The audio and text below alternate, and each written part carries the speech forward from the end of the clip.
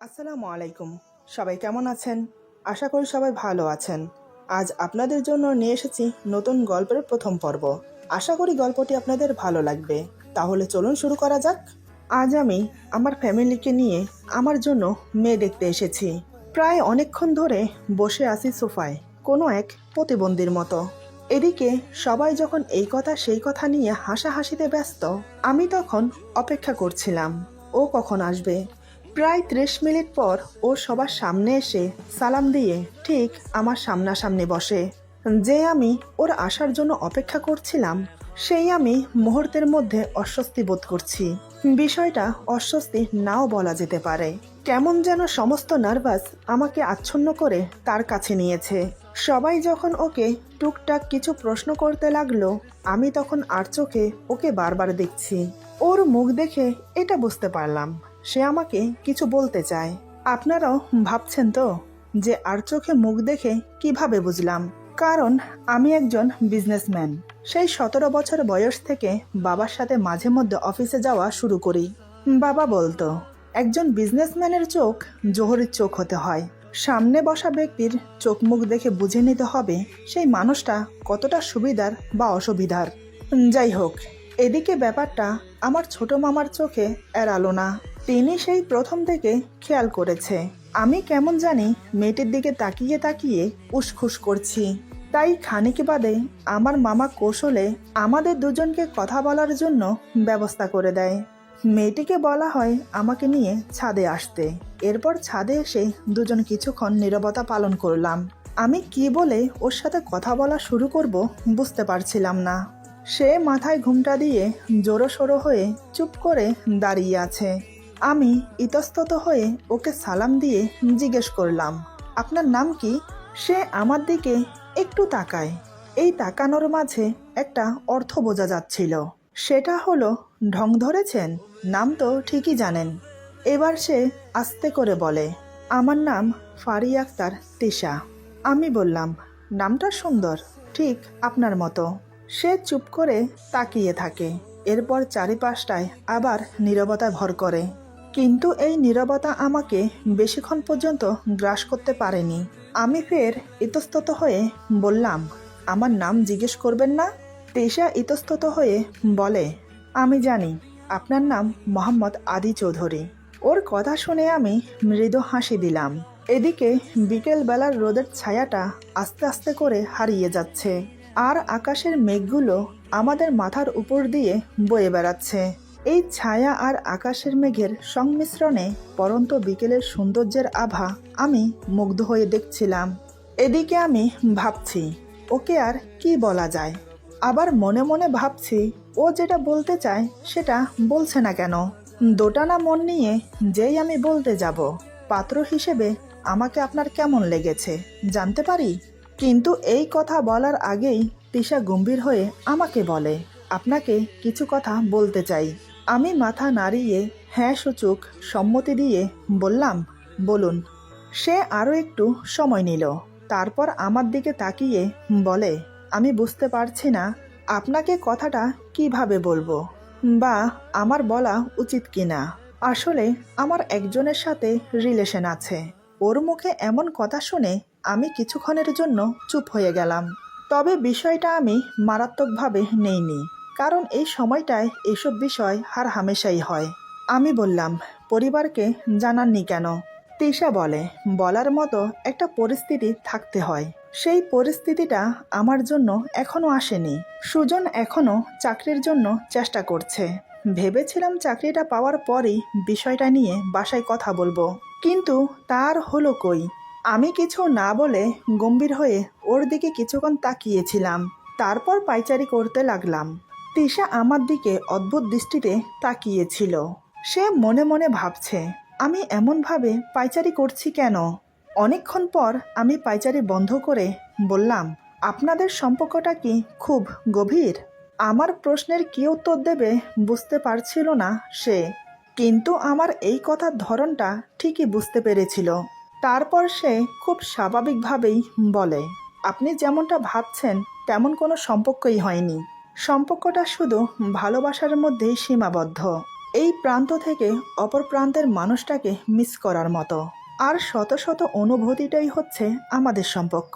আমি একটু মাথা চুলকিয়ে বললাম, ঠিক আছে, এটা কোনো ব্যাপার না। আপনি চাইলে আপনাকে আমি সাহায্য করতে পারি। তিশা আমার সাহায্যের কথা শুনে ভ্যাবাচাকা খেয়ে বলে, কি কি কিরকম? আমি বললাম, সুজনের সাথেই যেন আপনার বিয়েটা হয়, এই ব্যাপারে একটু হেল্প না হয় করলাম। তবে একটা শর্ত আছে, বোঝেনি তো, আমি একজন বিজনেসম্যান। ছোট বড় ডিল করতে করতে অভ্যাস আমার। তাই ধরে নিন এই শর্তটাও একটা ডিলের মতন। তিশা ভ্রু কুঁচকে আমার দিকে তাকিয়ে বলে, শর্ত? কিসের শর্ত? আমি বললাম, কিসের শর্ত সেটা না হয় পরে বলছি। প্রথমে আমি আপনার বাবা মায়ের কাছ থেকে সময় নেব। এই বলে আপনি আর আমি দুজন দুজনকে ভালোভাবে চেনা জানার একটু প্রয়োজন আছে। দুজনে একটু বুঝে তারপর ডিসিশন জানাবো। আর শর্ত হচ্ছে সুজনকে আমি চাকরি দেব। তবে সুজনের চাকরি হওয়ার পরেও এই বিষয়টা বাসায় জানাবেন না। কম করে হলেও 3 মাস জানাবেন না। এই জন্য জানাবেন না কারণ মানুষ পরিবর্তনশীল। টাকা পয়সা মানুষকে পরিবর্তন করে দেয়।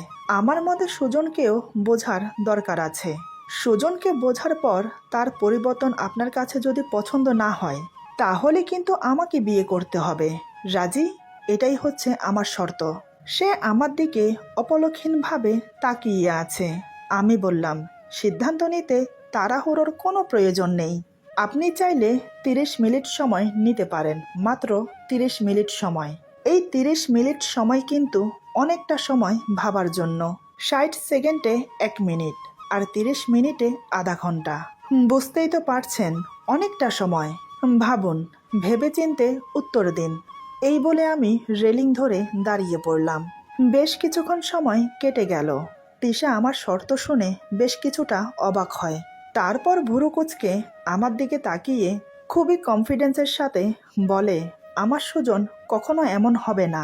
সে আমাকে যথেষ্ট ভালোবাসে। তার প্রতি, তার ভালোবাসার প্রতি আমার বিশ্বাস আছে। আমি মুচকি এসে বললাম, তাই বুঝি? তাহলে আপনি আমার শর্তে রাজি আছেন? তিশা বলে, হ্যাঁ, আমি আপনার শর্তে রাজি আছি। আমি বললাম, ভেবে বলছেন তো? কারণ এখনও কিন্তু আপনার হাতে টাইম আছে, আরও ভাবতে পারেন চাইলে। তিশা বলে, এখানে ভাবাভাবির কি আছে? আমি জানি আমি জিতব। আমি বললাম, বিশ্বাস করা ভালো, তবে কাউকে অন্ধের মতো বিশ্বাস করা এটাকে বোকামি ছাড়া আর কিছুই বলে না।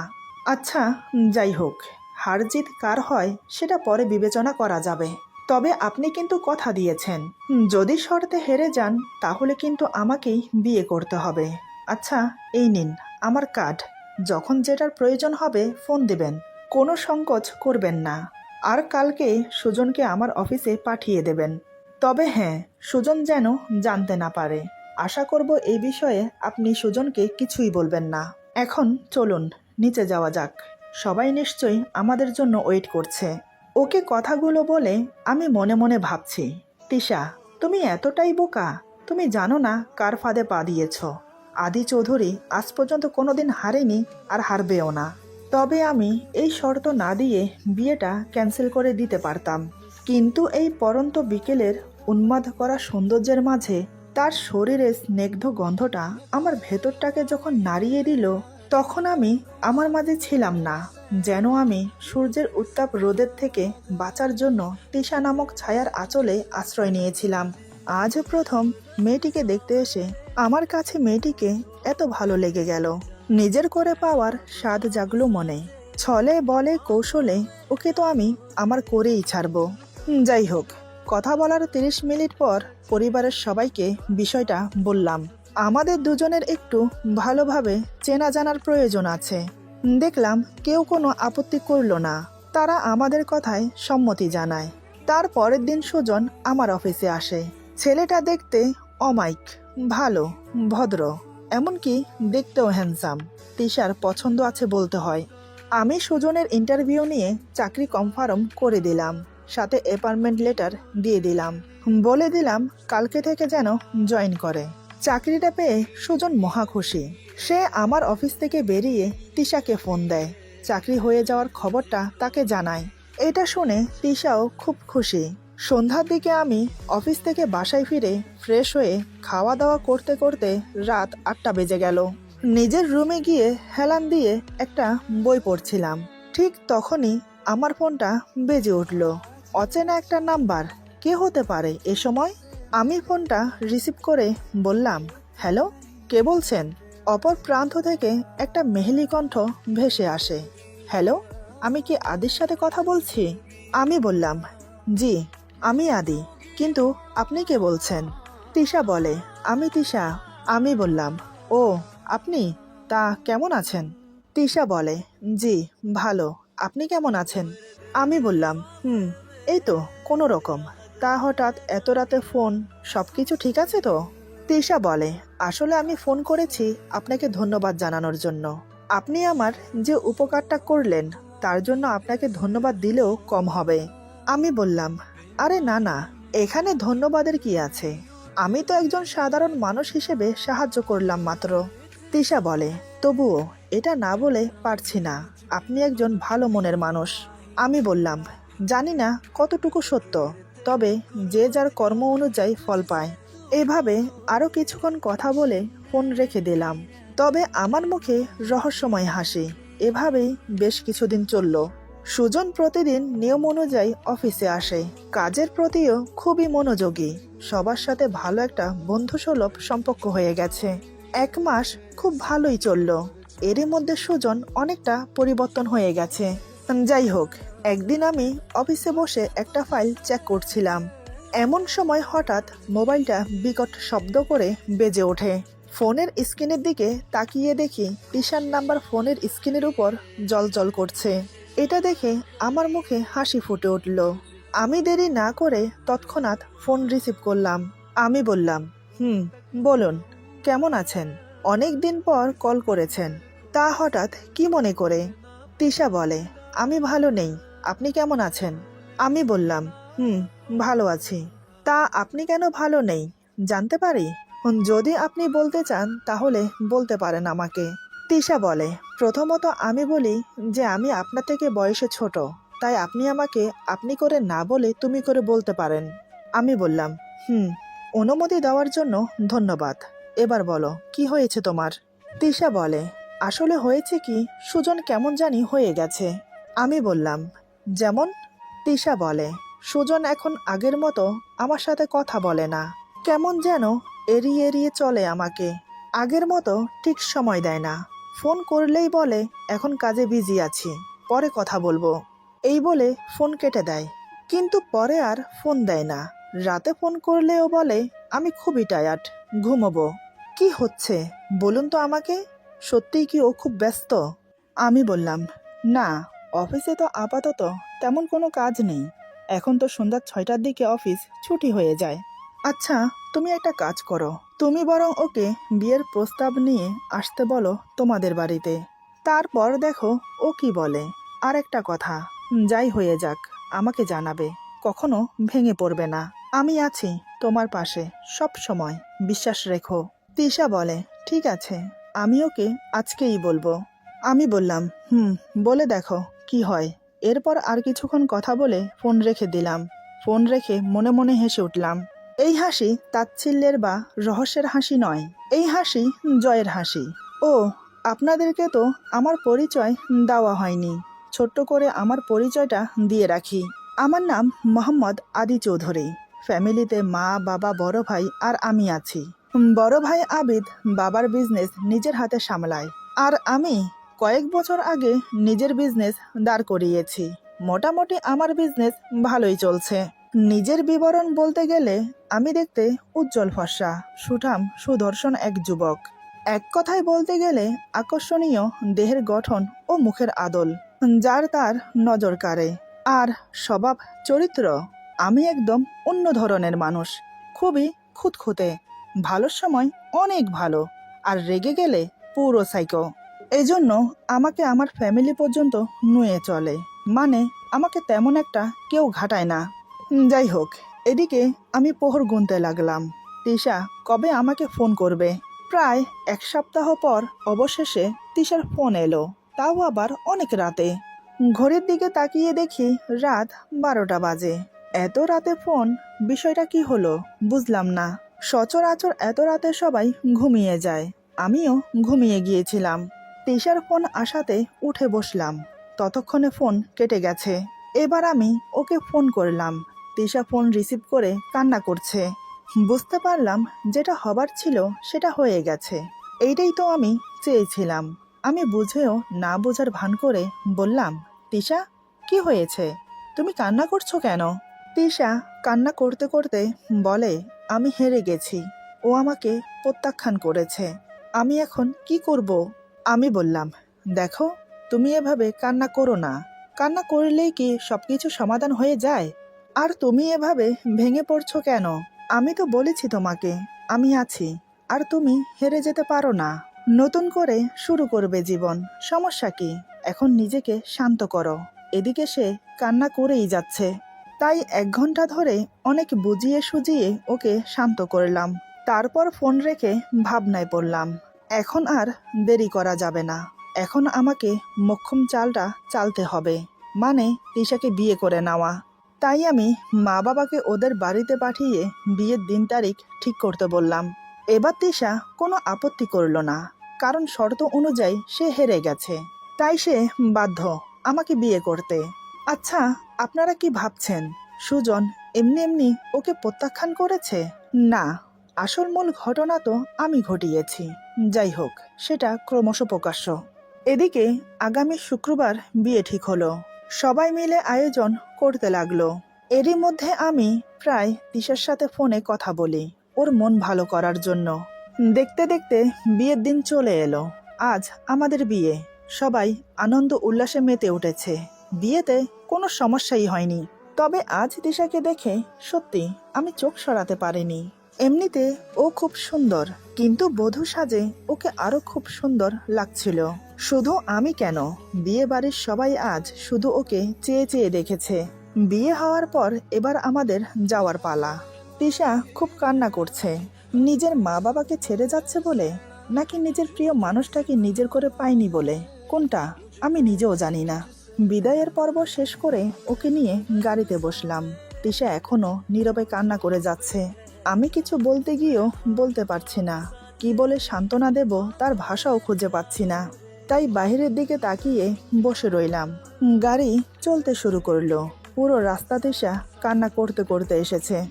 গাড়ি বাড়ির ভেতরে ঢোকার পর তিশাকে সবাই বরণ করে দোতলার একটা রুমে নিয়ে গিয়ে বসালো।